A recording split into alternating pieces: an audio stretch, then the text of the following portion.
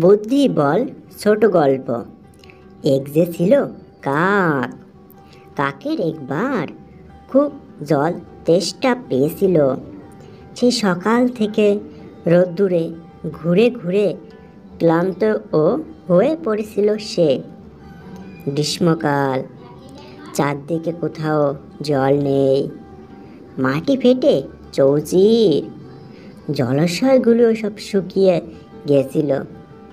কাক দেখল দূরে একটা জলের কলসি।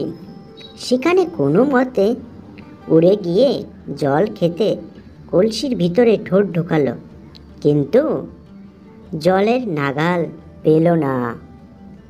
কলসিতে অল্প জল, একেবারেই তলায় পড়ে রয়েছে। কি করা যায় ভাবতে লাগলো।